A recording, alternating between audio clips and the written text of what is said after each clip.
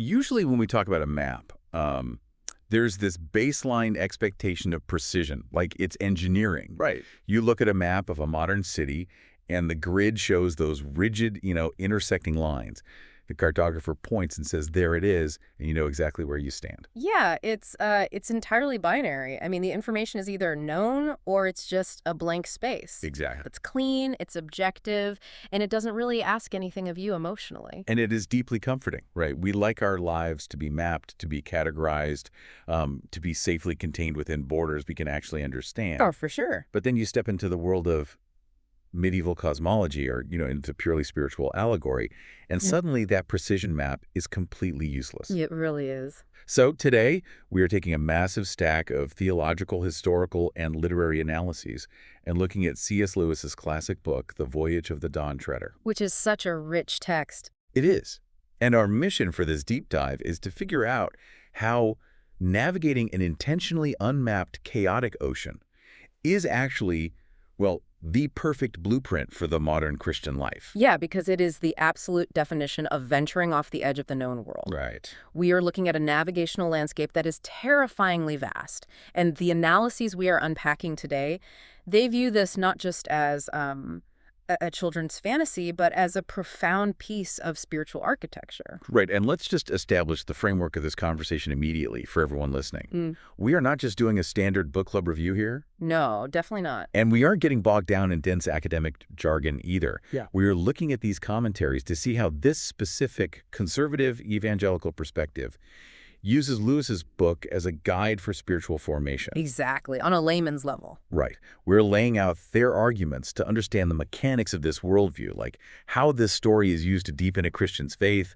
unpack biblical truths, and really inspire believers to live out their convictions more fully in their daily lives.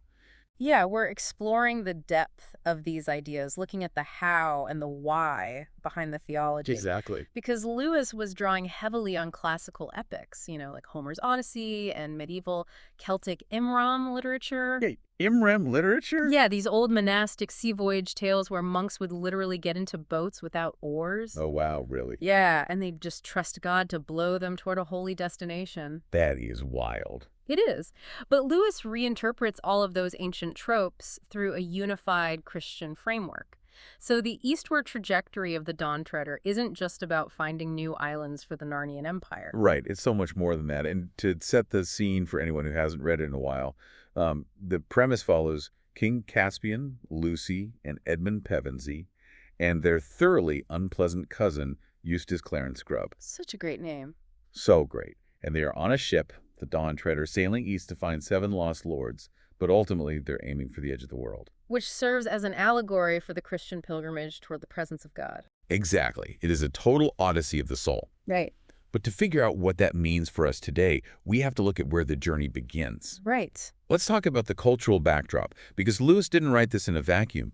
He wrote this in post-World War II Britain, publishing it in 1952. Yes. And according to the historical data in our notes, he was actively, almost aggressively, really critiquing mid-20th century secularism. The historical context is absolutely vital here if we want to understand the underlying mechanics of this story. Okay, lay it out for us. Well, Lewis was deeply entrenched in Oxford and Cambridge during and after the aftermath of total war. He was watching rapid secularization. Right.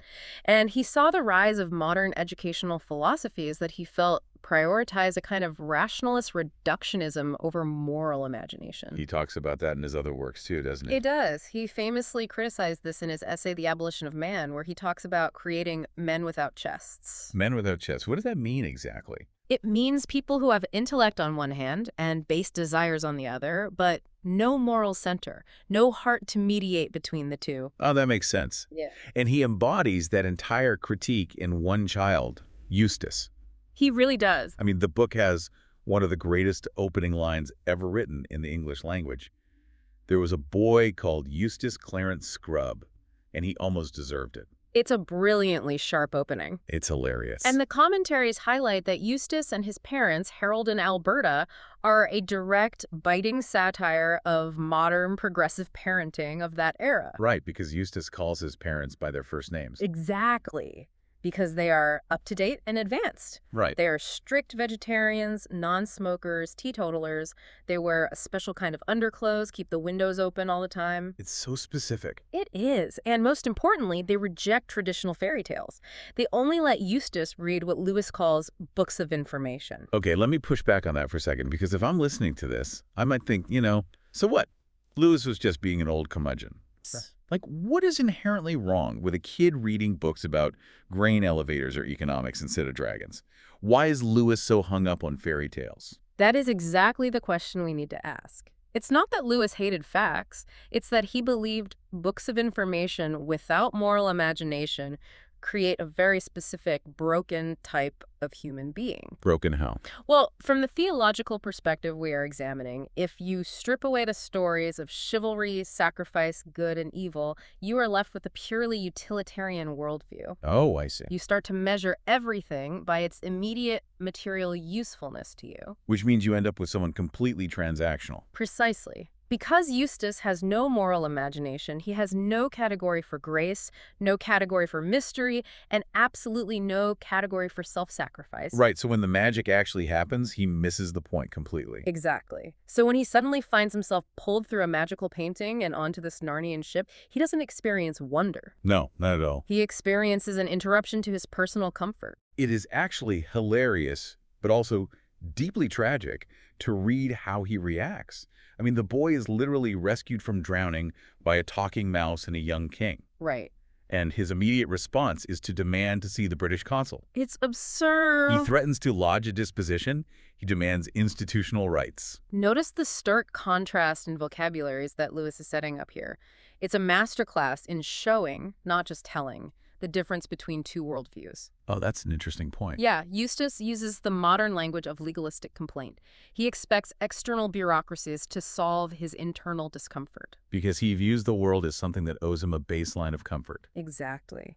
Meanwhile, the Narnians, Caspian, Repicheep, Drinian, they speak in terms of personal honor, royal covenant, duty, and divine allegiance. It's completely different frameworks. Completely. They embrace personal responsibility in the face of chaos, whereas Eustace demands institutional entitlement. You know, I was reading the excerpts of Eustace's diary that our research compiled, and it is so perfectly analogous to modern-day social media culture. 100%. It is uncanny. Here is this kid on a magical ship sailing into unknown, wondrous seas, and his diary reads like a bad Yelp review. Literally. He writes, September 4, still becalmed, very short rations for dinner, and I got less than anyone.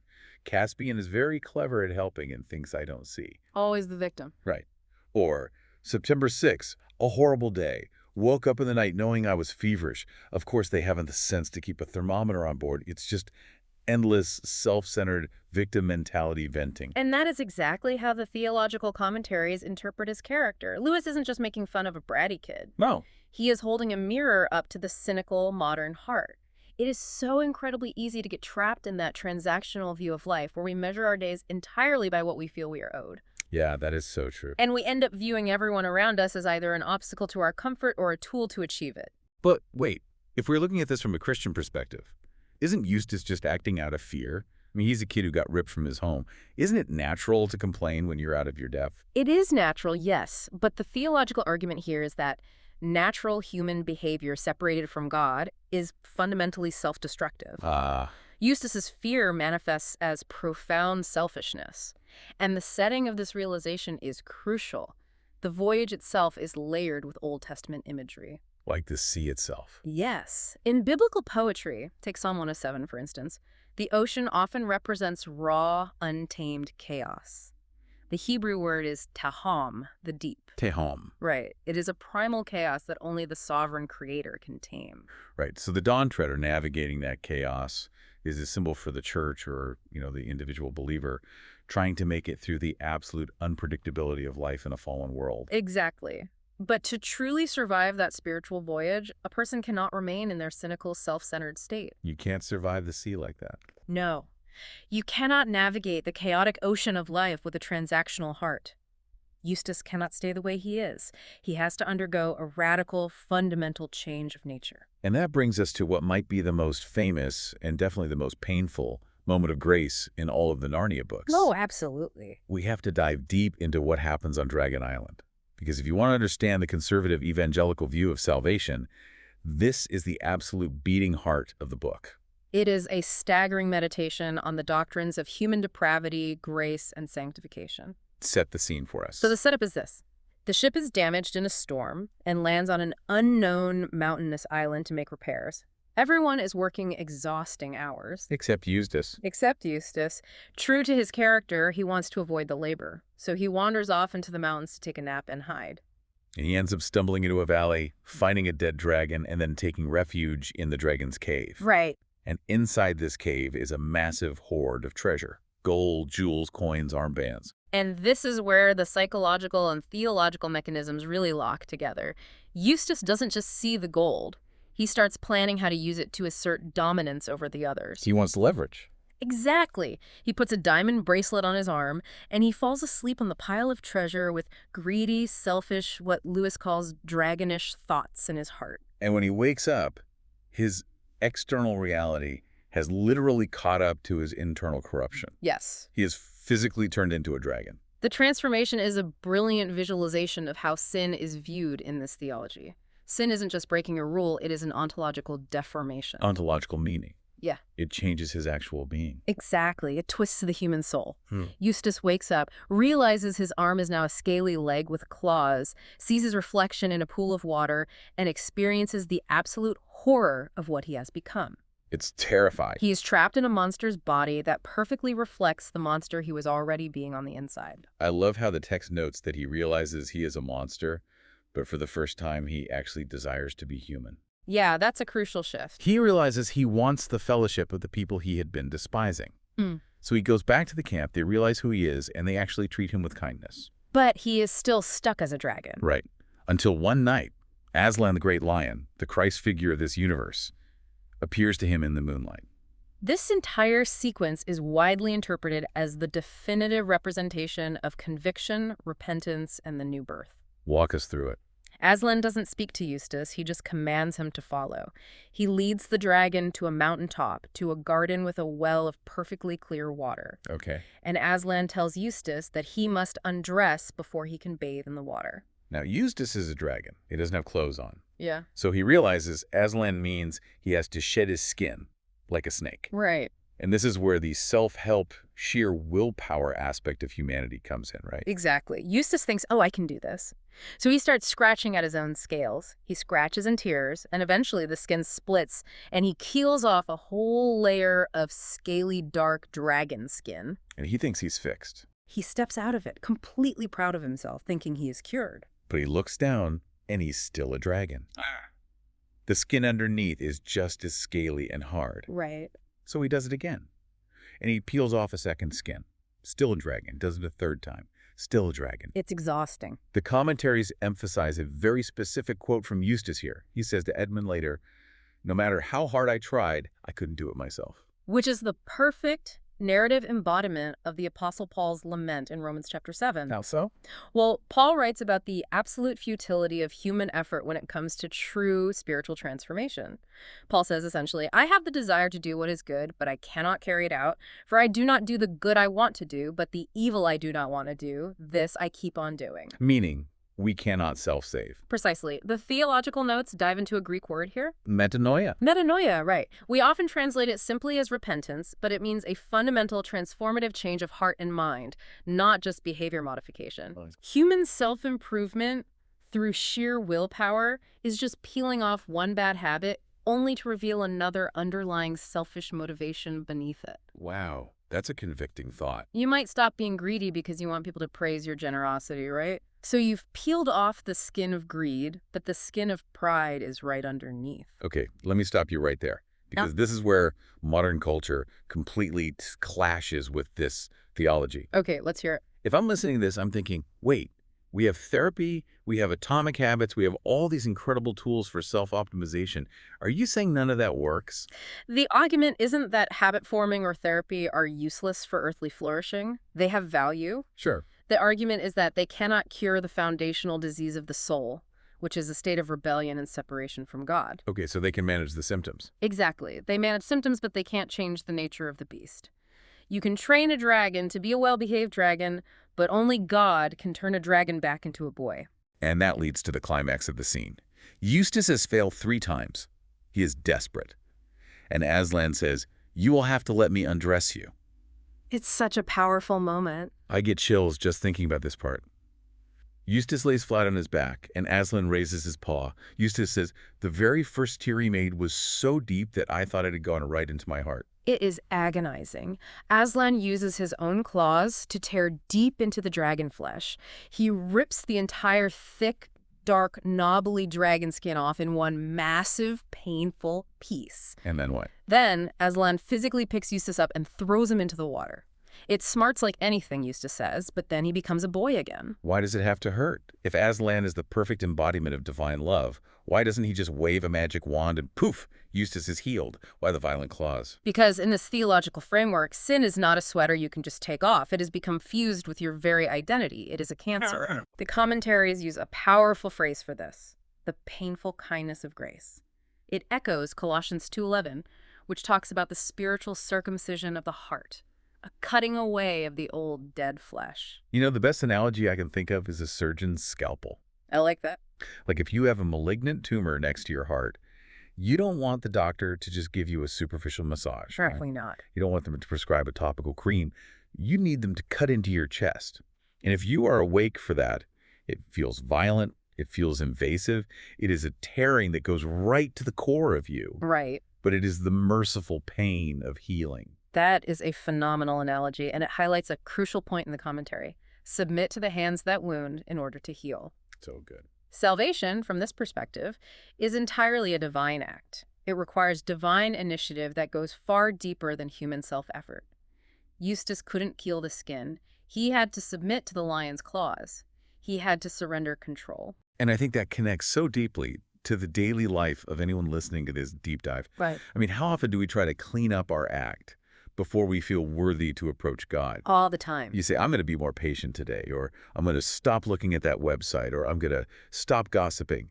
You grit your teeth, you try really hard, and maybe you succeed for a week. But then the pressure builds. Right. And you fail, and you realize the anger or the lust or the cynicism is still right there beneath the surface. The lesson here is that you cannot clean yourself up. You have to bring the dragon to the lion. Exactly. And once that fundamental regeneration happens, once the boy emerges from the water, he is changed. Eustace emerges humbled, grateful, and fundamentally altered. But he's not perfect. No, and this is a huge perfect, but in the analysis, he isn't instantly perfect. Lewis notes that Eustace still had relapses. He could still be annoying, but he had begun to change. The core cure had taken effect. So the heart is regenerated. The believer is essentially undragoned. Yes. But a new heart doesn't mean an easy path. Now that Eustace is back on the ship, they have to actually sail into the unknown. And the ocean ahead is filled with islands that are specifically designed to test exactly where this crew's ultimate devotions lie. The structure of the voyage acts as a masterclass in spiritual warfare and discipleship. How so? Each island they encounter functions as a parable of temptation. The commentaries draw a direct line here to the book of James in the New Testament. What does James say? James 1:14 says that each person is tempted when they are dragged away by their own evil desire and enticed. So the trials aren't just external monsters trying to eat them. Right. The physical dangers are secondary. The real danger on these islands is internal. The islands expose the unique, hidden weaknesses of each character's heart. Okay, let's unpack the first major test. Deathwater Island. Such a great chapter. The crew lands, and they find a natural pool of water. They discover, completely by accident, that this water turns anything it touches into solid 24-karat gold. Right. They put a spear in, it turns to gold. They realize the potential immediately. And look at who falls to the temptation first. It isn't Eustace. Right. It is King Caspian, the noble, chivalric, righteous leader. Which is shocking. If I'm reading this, I'm thinking, Caspian is the good guy. He's the anointed king.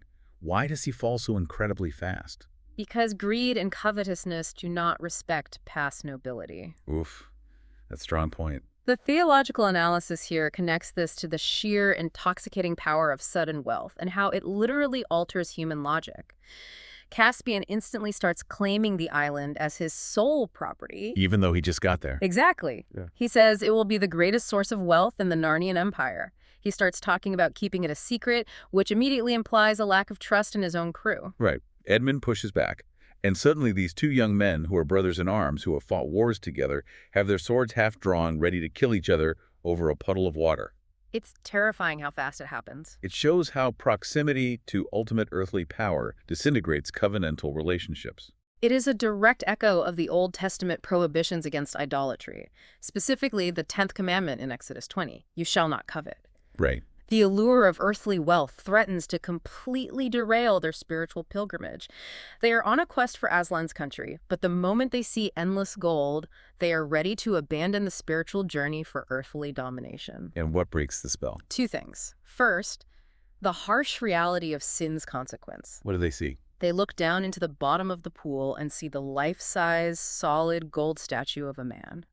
They realize it is one of the lost lords they were searching for. He found the pool, dove in to get the treasure at the bottom, and literally died from his own greed. Wow. And second, Aslan briefly, silently appears on the hill above them.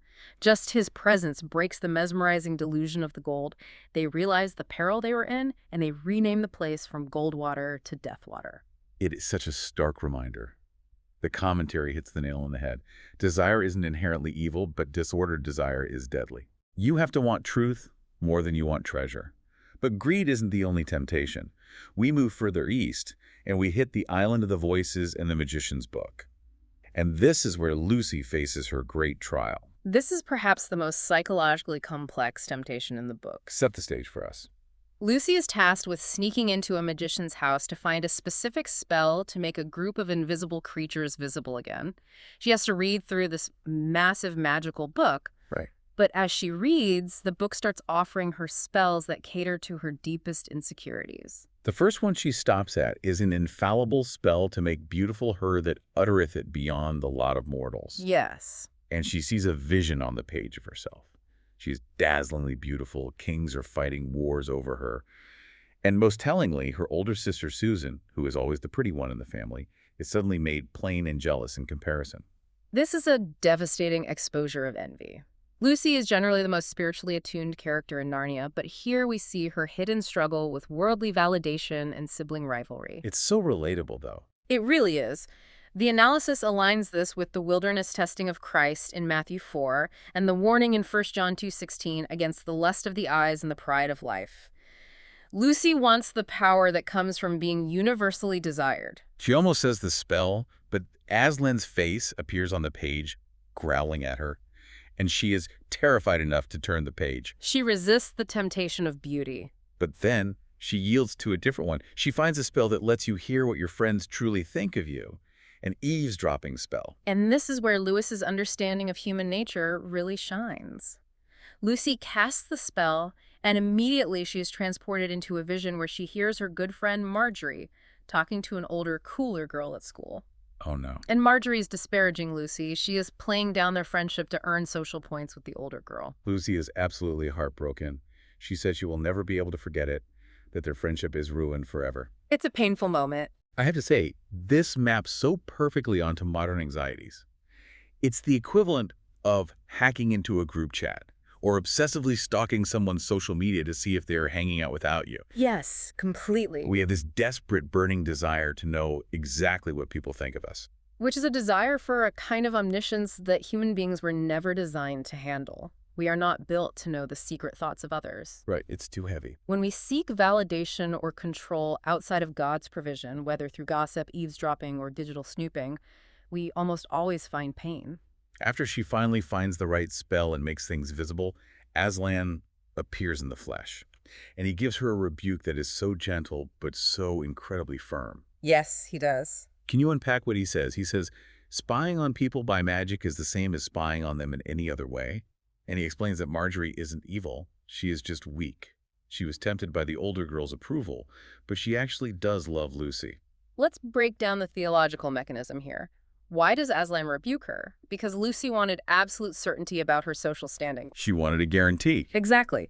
She placed her identity in the hands of a flawed human friend. rather than resting in her identity as a queen of Narnia, beloved by Aslan. That is a huge shift in perspective. The pastoral takeaway from the commentaries is that this scene commends listening to God's voice over the clamor of our own insecurities.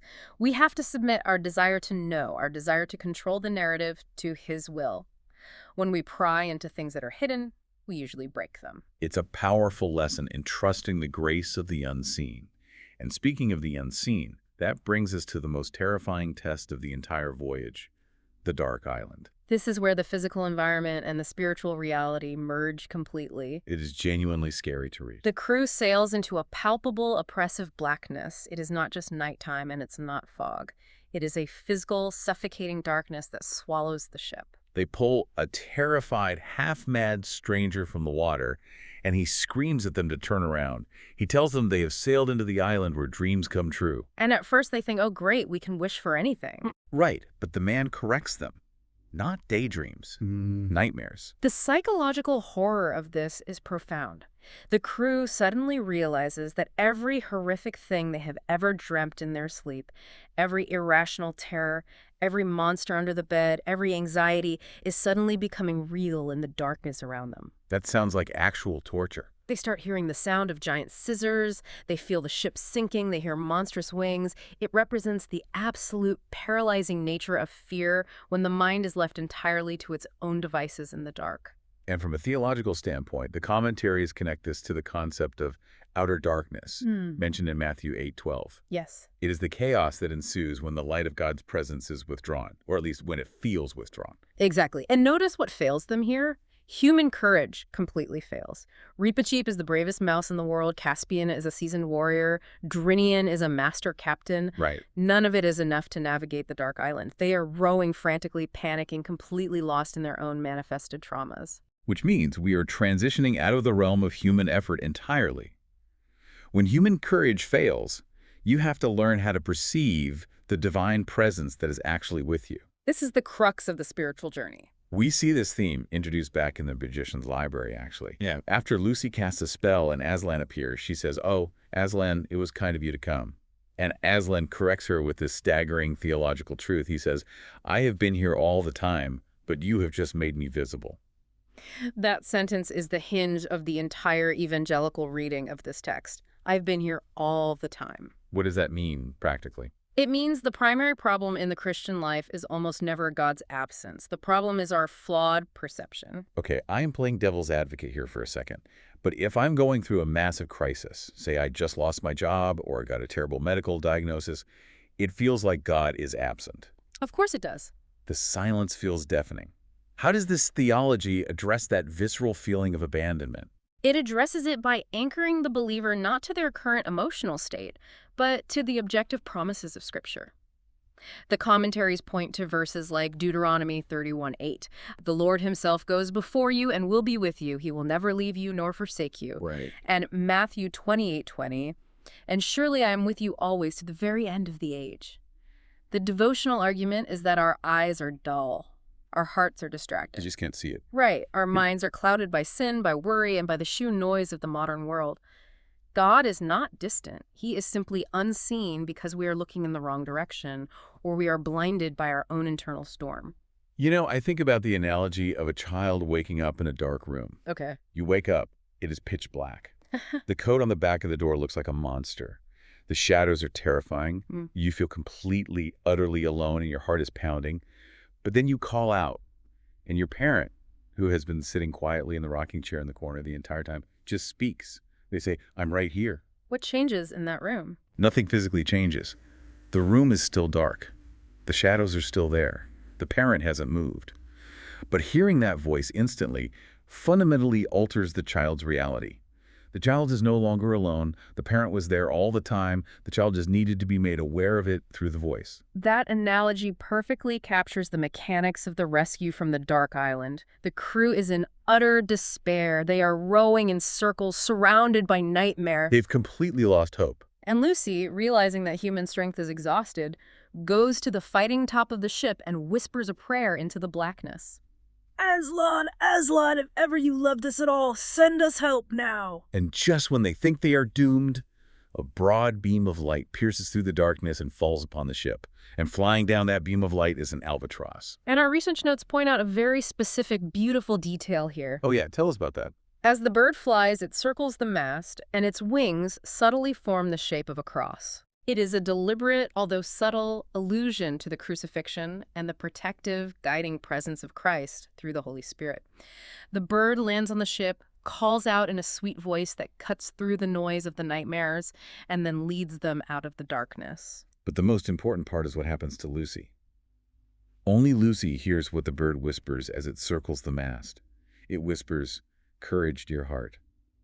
And she knows instantly that it is Aslan's voice. Courage, dear heart.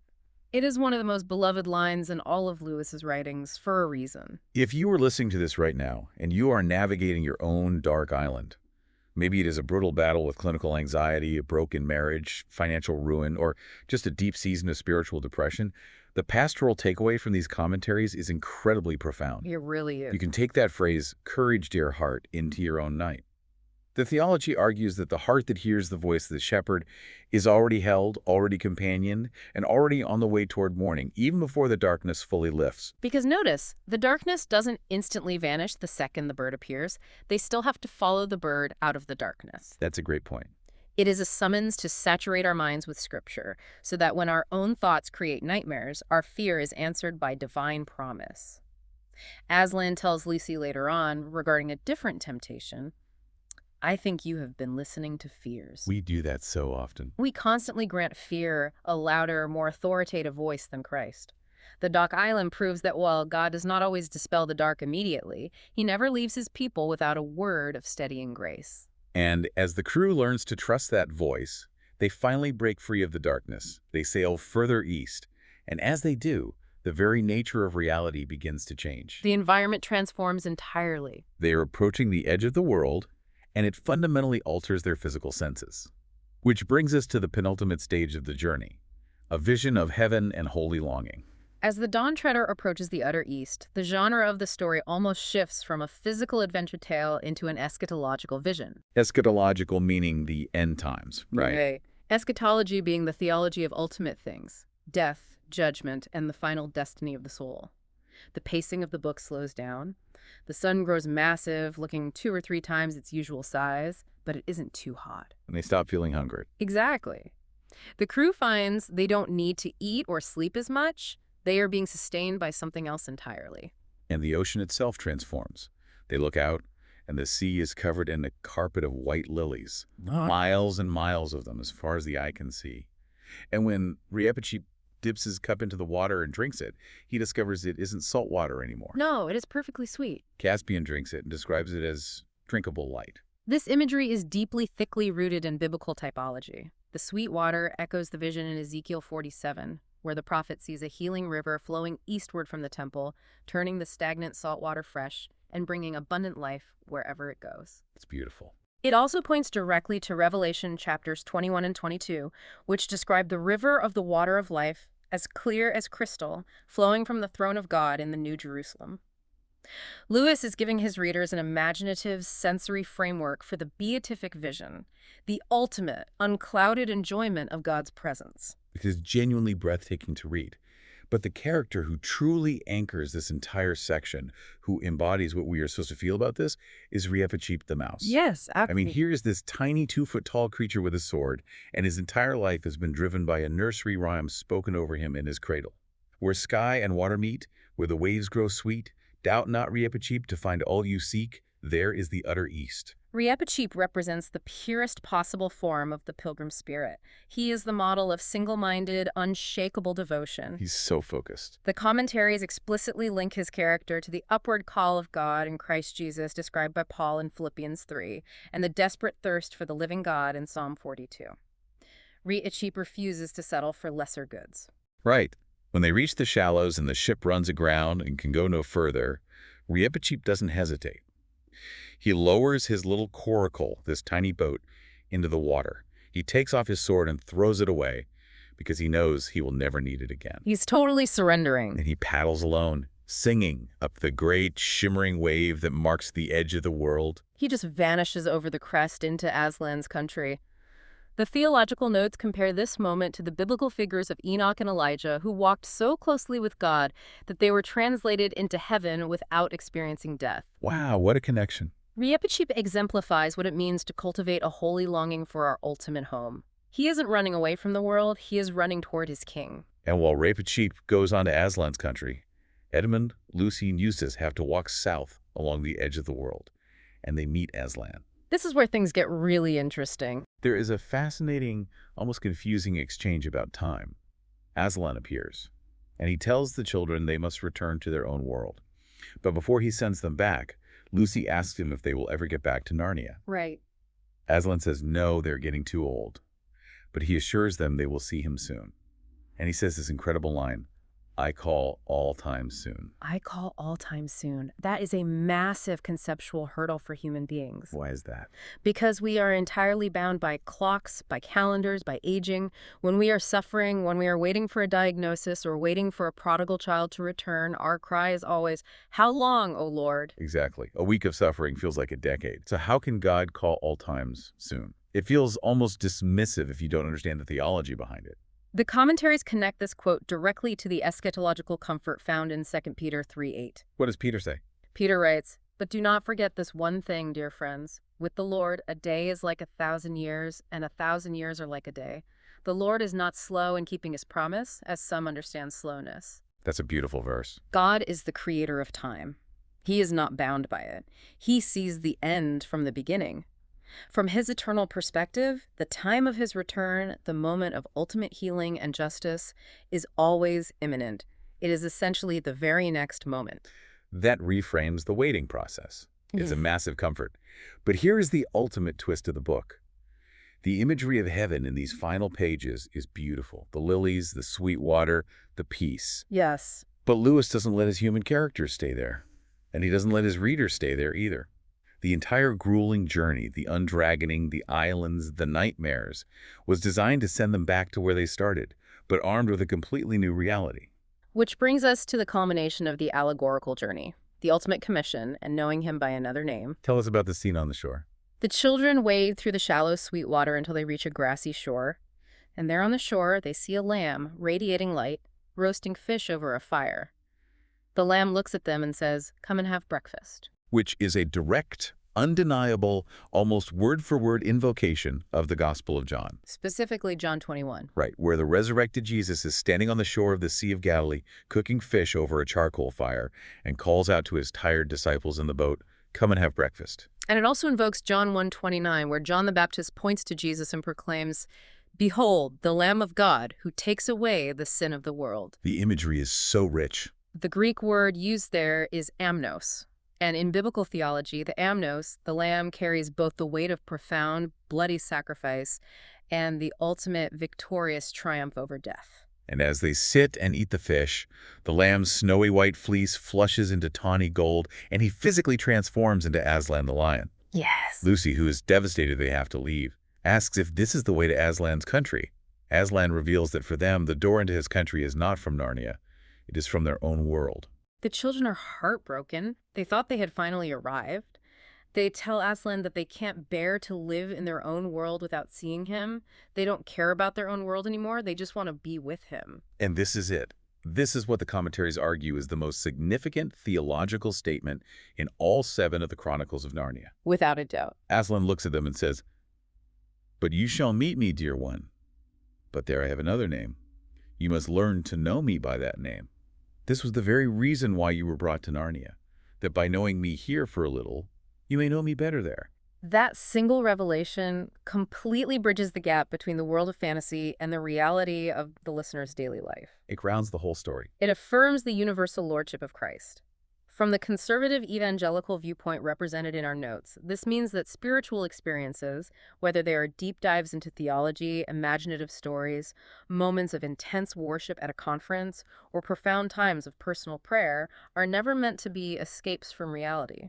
I think that is a huge trap for a lot of Christians, the desire to just stay on the mountaintop. Exactly. You are tracking with this deep dive. You might be wondering, okay, great literature, cool theology, but what do I actually do tomorrow morning when my alarm goes off and I have to go to a job I hate? The answer lies in the Great Commission found in Matthew 28. Aslan's charge to the children sends them back into the concrete, mundane world with a specific mission. The entire purpose of their spiritual voyage was preparation. So they aren't just meant to remember Narnia, they are meant to act. The theology here argues that every encounter with God's grace is meant to train your eyes to recognize the Lord Jesus in your daily life. You read the story to learn the character of the lion, so that when you close the book and walk out your front door, you recognize that same character, that same Lord, operating under his true name in your actual life. In your workplace, in your family conflicts, in your financial struggles. That by knowing me here for a little, you may know me better there. It completely challenges you to stop looking for an escape hatch from your life and start looking for the presence of the King in your life. You have to learn to see him in the mundane, in the difficult, in the ordinary. And you can't do that on your own. That kind of vision requires the transformed heart we discussed back on Dragon Island. Right. It requires the purified desires we learned about on Deathwater. And it requires the faith to trust his voice in the dark, like we saw on the Dark Island. Let's pull all of this together. If we summarize the grand arc of our analysis today, the Christian life, according to this reading of the Voyage of the Dawn Treader, is not a random wandering through a meaningless universe. No, it isn't. It is a highly purposeful pilgrimage. It requires that painful grace of being undragoned, submitting to the scalpel, and letting God remove the deep ontological sin that we cannot peel off ourselves. Beautifully said.